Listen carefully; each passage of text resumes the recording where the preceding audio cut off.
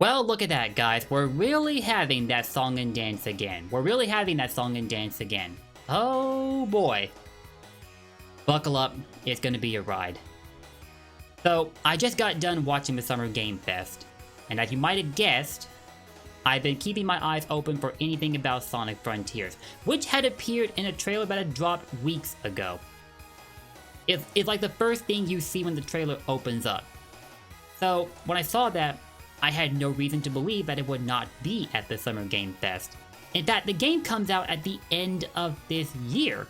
It's getting a crap ton of coverage from IGN right now, and Summer Game Fest would have been another excellent opportunity to provide a bigger spotlight for Sonic Team's next mainline project. So we all had every reason to believe that Sonic Frontiers would be there, and yet the whole event goes by and there's nothing. There's nothing about Sonic anywhere in sight. This reminds me, oddly enough, of when it was implied that Sonic would have a presence at the Game Awards. I forget which year it was exactly, maybe somewhere between 2018 and 2020? Like I said, I forget which one. And last year, it was said explicitly by Sega that there would be a preview of a Sonic 30th Anniversary Symphony at the Summer Game Fest, and there was.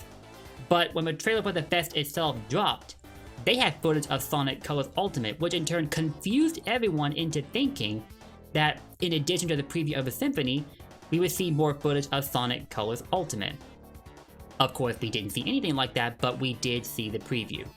So right off the bat, there was something wrong with that advertisement strategy. If there was going to be a preview of the Symphony, why wasn't footage of the Symphony itself used like it was at Sonic Central, which happened a month beforehand? Makes absolutely no sense to me, and it probably doesn't make any sense to you either. Something's telling me that false advertisement is gradually becoming the norm, and as someone who used to work as a journalist, who had a commitment to making sure that readers knew what they were getting into whenever they clicked on any of my articles, I'm not very happy about this. And here's where things get even more perplexing. Before Summer Game Fest happened, neither Sega nor the people running the event had ever clarified that Sonic Frontiers would not be there, or that Sonic himself would not be involved in any capacity. They never gave any statement clarifying anything. At least, not until about an hour after the Summer Game Fest had already happened. I just saw on Twitter that Sega told us, through the Sonic social media team, who's just doing their jobs by the way, I just want to get that clear. Sega told us through the Sonic social media team that Sonic Frontiers would not be present at the Summer Game Fest. But this is where you may be significantly confused right now. This message came to us after the event had already happened, not before it happened. After the fact. What about any of this makes sense? They couldn't have thought to tell us this sooner? What? Like, why would anyone watch that trailer and not get the impression that we'd see more about Sonic Frontiers? You know what that is right there? False advertisement. It's unacceptable to do with any franchise. Imagine, for example, Nintendo announced a Nintendo Direct, right? And they state well in advance that we can look forward to hearing about the next mainline Zelda game. Again, we're speaking hypothetically here. Then the Nintendo Direct itself happens, and we see nothing about a new mainline Zelda game. What do you think would happen then? People will ask questions, that's right.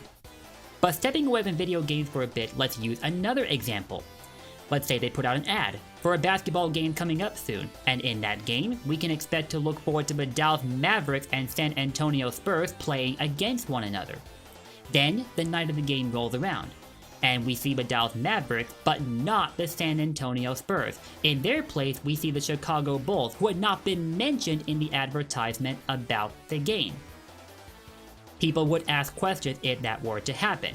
This is not a healthy practice to adopt, period, because by doing so, you start to lose the trust of those who watch you, and obviously this will create complications. It's not even the first time this has happened for Sonic. I cannot fault anyone if they feel confused about this. Like, it was suggested that the reason Frontiers footage was included is because it was featured at the Game Awards just 6 months ago. And it makes sense because both events are created by the very same team. But at the same time, it also doesn't make sense. They had plenty of games to choose from to use footage in the trailer itself. More than enough, I would think, that they could easily avoid including anything that would not be featured at the actual event. So why they decided to just use Frontiers footage to fill in the blanks, I don't know. But this does not sit well with me. And in fact, it's just giving me less of a reason to want to watch either Summer Game Fest or the Game Awards, because I don't appreciate being led on like this. If they had clarified beforehand that we wouldn't see a specific game at the event, I would have been okay with this. But they waited until after. Until after! What in the world? And here's something else you guys might want to know about. Initially, IGN had an interview with Sonic Team's Takashi Iizuka scheduled to go live this morning, but it was delayed to tomorrow because they didn't want it to conflict with Summer Game Fest. And that's sensible. However, I'm starting to think that IGN might be just as much in the dark as everyone else, because if they had known that Frontiers would not be at SGF, they could have just gone ahead and posted the interview and no harm would have been done. Nothing would have conflicted with one another and everything would have been fine. Instead, it's been rescheduled for tomorrow, the same day that we're supposed to get our next preview of Sonic Prime, courtesy of Netflix at their Geek Week presentation. It's in their schedule and all. Then again, Sonic Prime and Sonic Frontiers are two different pieces of media entirely, so it's probably not as big a deal there, but you get where I'm going with this. All around, this has been a very messy marketing campaign for Sonic Frontiers. Irrespective of whether you're excited for the game or otherwise, this has been a messy marketing campaign. You cannot deny that. The showcases last week were underwhelming, very underwhelming. And then they rush out a Sonic Central that, for the most part, is considered as mid at this year's Summer Game Fest, so personally I enjoyed it. I like the preview of the pre-release animation that we're going to get with Sonic Frontiers, as Knuckles and the Master Emerald are going to show up, and that's really awesome. And our next look at the gameplay for Sonic Frontiers was very thrilling, I'll admit. It was also to do with the combat-based gameplay, and it seems to cover the cyberspace levels, quote-unquote, that was often referenced in leaks. I guess in a way they're true, but it might not actually be in cyberspace, unless we have yet to see more. And we probably do, because the game's going to be featured at IGN throughout all of June. So we have something to look forward to. Oh, wait, you think it ends there? No, sir, it just goes on. I just mentioned the Sonic Central presentation. During that event, it was announced that the Sonic Symphony would be going on tour, which I'm excited about. And one of their stops would be at the Brazil Game Show this October. But the lead singer of Crush 40, Johnny Joeli, told us that he didn't know in advance that the video would be going up, and that Crush 40 are currently booked for Spain and Germany, presumably roughly around the same time frame that the Brazil Game Show is set to happen. In other words, they don't know if they're going to be available for when their stop in Brazil happens.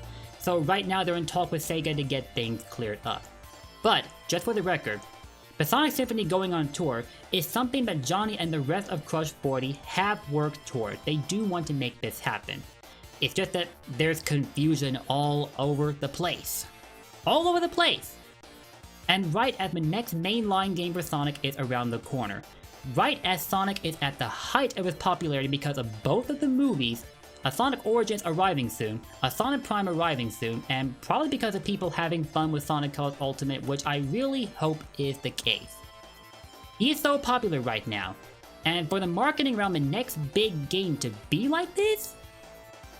Sega, I love you, but what are you doing?